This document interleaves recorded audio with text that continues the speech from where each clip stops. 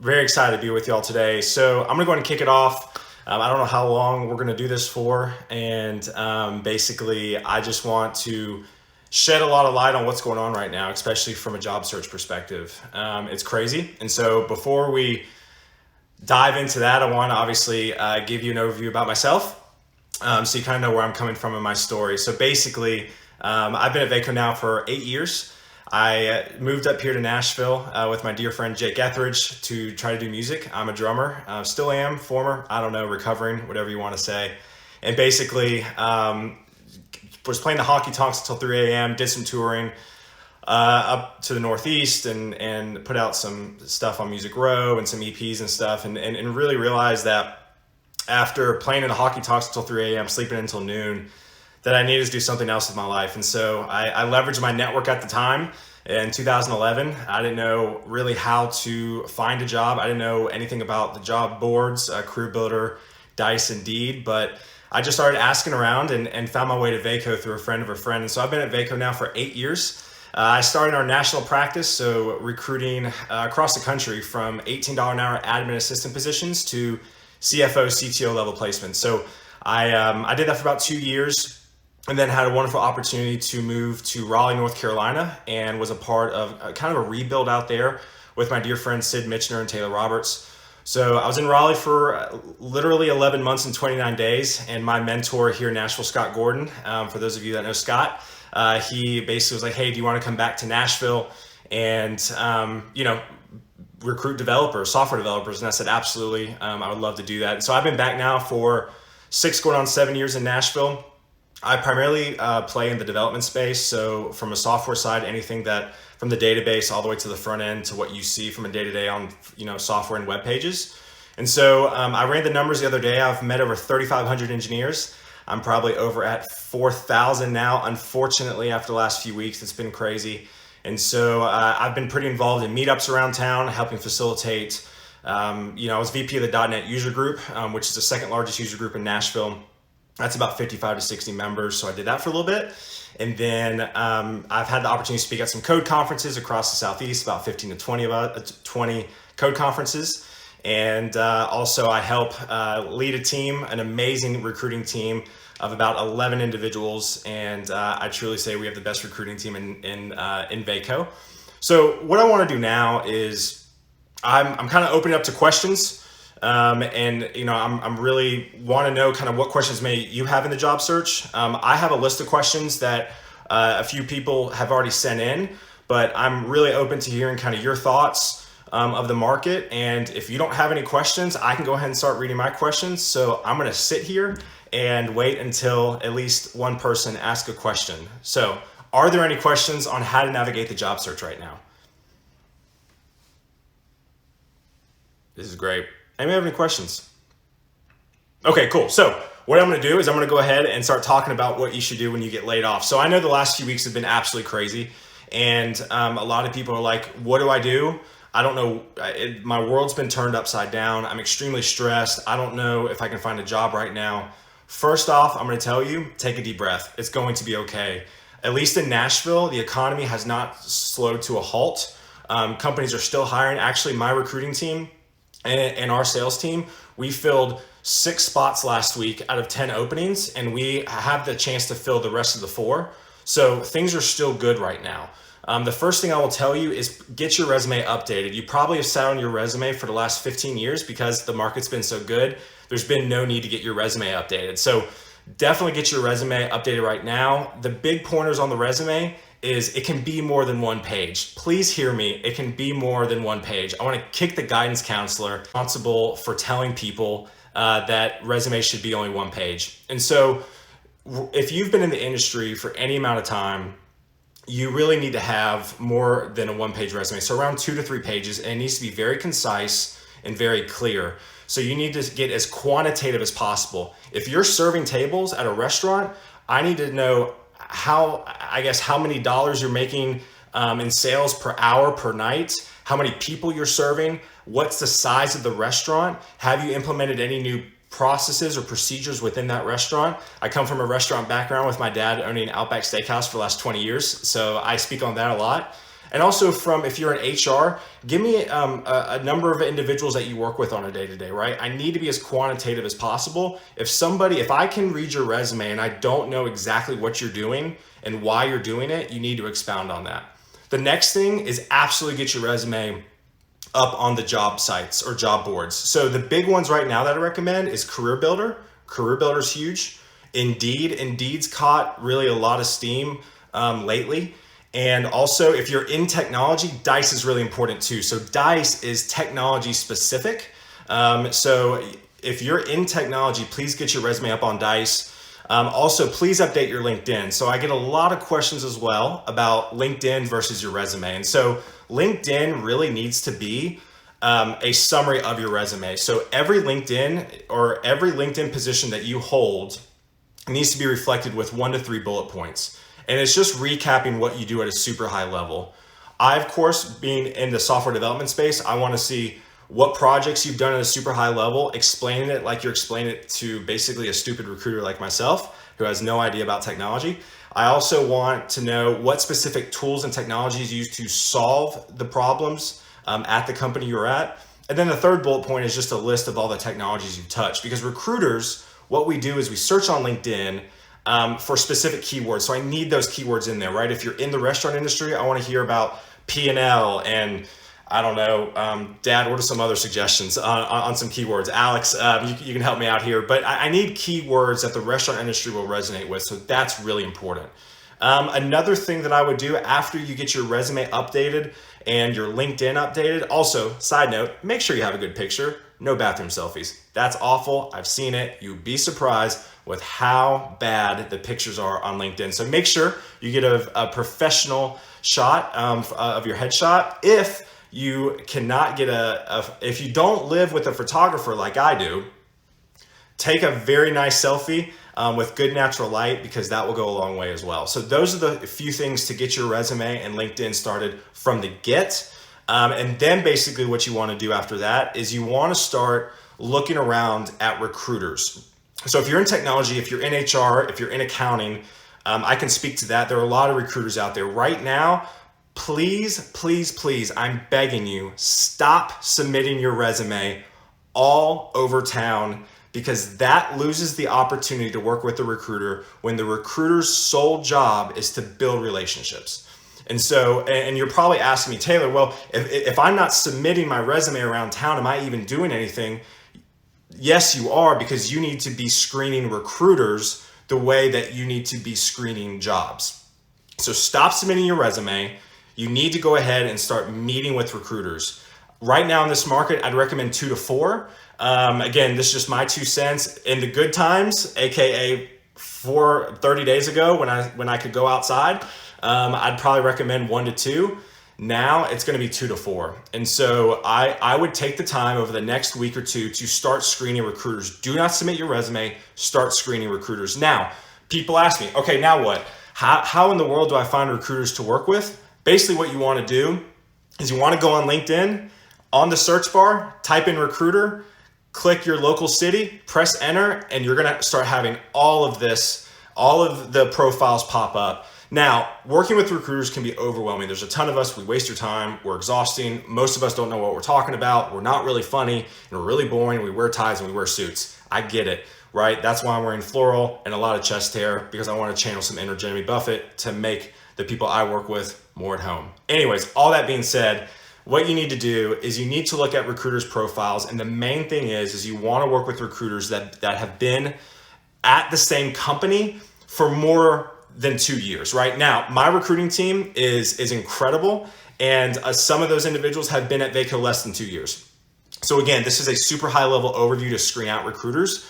But most recruiters, this is a very unpopular opinion, but most recruiters usually have to bounce every 18 months because they're terrible at what they do and they can't get the commission to make it worth their while. So they have to get the base raises. Now, that is incredibly unpopular opinion. I've had some pushback on that. I still stand by it. So if you can find a recruiter where you're looking at, if they've been at the same company for 2, 3, 4 years, they're pretty solidified in what they do. And I'd also look at if they are in the same city as you, as well as being in that same city for 2, 3, 4 years, because I've been in Nashville for 6 years and I just learned about a new company last week that I had no idea existed. So I'm still learning things day in, day out. So if you work with a recruiter that's been in your local city for like 6 months, they're not going to have the command that you want, especially during this time. So those are the kind of the big ones to do right now.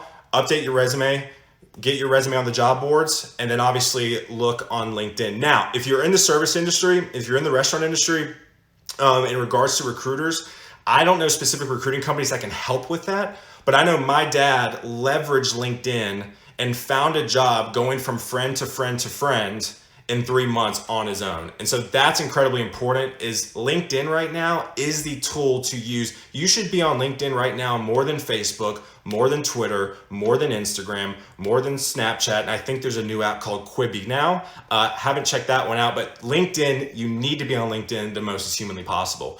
And so another tip that I would suggest at the moment is going to be the one rule is what I call it. It's not really clever. It's just a number and a rule beside it. But the one rule is basically holding yourselves accountable to one intentional phone call, video call. Well, right now it's really can just be phone or video call. I mean, if you want to do smoke signals or pigeons, feel free. Send me a video. I'd love to see that. But you need to have one intentional conversation a day with somebody in your network that does what you do, that you want to work at that company. That's incredibly, incredibly important. So I would highly recommend to do that. And here's the deal, don't ask for a job. Just say, hey, listen, Mr. Software Developer, I want to work at your company. What do you do? Do you like it? Because the moment that you don't ask for something is the moment you set yourself apart. That goes for salespeople right now, and that goes for the job seeker. Right now, everybody is going, give me, give me, give me, I need. There's very few people right now that are going, hey, how can I help? How can I help? Talk to me. What are you doing? Are you doing okay? And so I think the moment that you can deploy empathy on the job search, you're going to skyrocket your chances of finding a job. Because I'll tell you this, if you call a senior developer or a senior HR manager and just chat with them and ask them how their family's doing, what are some fun things they're doing inside, and then get off the phone and that person goes, wait, they didn't ask me for a job. That's pretty cool. Those individuals are going to remember you more than if you go, hey, I don't know, are you looking for a job? No. Okay, great. Hope you're having a good one. Click. Right? You're not going to separate yourself. So really deploy empathy right now. But also, and I want to reiterate, you have to get off your butt and you have to hustle right now. And the way to hustle, channel everything through LinkedIn. This sounds really funny. It's going down on the DMs. I can't tell you how many people I've DM'd in the last 3 weeks said, hey, listen, I want to help. Let me know how I can help. People get back to you in this time if you deploy empathy. So please make sure you're asking, how can I help? You know, and I promise you people are going to get back to you on that. I'm going to go to some questions real quick, if that's okay. Again, thanks. We have 28 people. Honestly, this is about 27 people more than I expected. So thank you so much for everybody logging in. Feel free to ask questions. I can see it down at the bottom right here. Also want to give a shout out to my wife, Jackie O Photo on Instagram. She did all my lighting right now, which is why I look way more beautiful than I usually do. So shout out to her on that. And then also the floral and everything like that. This is all her idea. It's not mine. I'm just here just smiling in front of the camera. So a few questions. So first question that I got, if I was laid off due to COVID-19, AKA Rona, and unable to find work, will the gap in my job history affect me in the future? I would say no, right? You need to make sure that you are notating down your resume, right? I'm working with an individual that I spoke to literally 2 hours before this call. This individual was laid off. He put on his resume, laid off due to it, right? Really finding a job in the job search is storytelling, right? That's never talked about, right? If you bounce around between job to job for 6 months, but you have specific reasons why, that's fantastic. That's all managers want to know. Hey, listen, like, why did you leave here after 6 months? Well, I didn't really get along with this individual. I went to conflict resolution, but at the end of the day, I just couldn't make it work, right? So it's storytelling. So with this, with COVID right now, it's about storytelling. It's about educating individuals, obviously, on how to navigate this right now and communicating that. Next question, when updating my resume to reflect the most recent position coming to an end, should I add text letting employers know that the termination was due to COVID? Yes, absolutely, kind of just what I answered. Which industries and companies are still hiring during this time? Vaco Technology, we just did a company-wide call yesterday. It seems like pharmaceuticals is doing well. All of our hiring right now is a lot of insurance, dealing somewhat around insurance or payment processing right now. And I would say obviously anything that's travel is obviously not doing well. So, but I would say as of now that I can speak to in Nashville, insurance and claims and pharmaceuticals and logistics, those are obviously doing very well right now. Next question. Do you think it's somewhat risky to take a job with a company team that have only met virtually of the current circumstances? I'm going to answer the first part of that question. No, if you ask the right questions. Right, I think a lot of people get into interviews and they black out, right? Kind of like me right now. I barely know what I'm saying to you right now, right? So you black out and you're like, oh gosh, what did I just say? And then like you get the job offer and you're like, I didn't ask those questions, right? So make sure when you have an interview request and an interview, write down questions in front of you and have that, have your resume in front of you as well, because a lot of people black out when they do interviews. I know I do. Not interviews. Alex, if I know you're watching, I haven't interviewed anywhere. I'm just saying, like, obviously, like video calls and like doing stuff like this.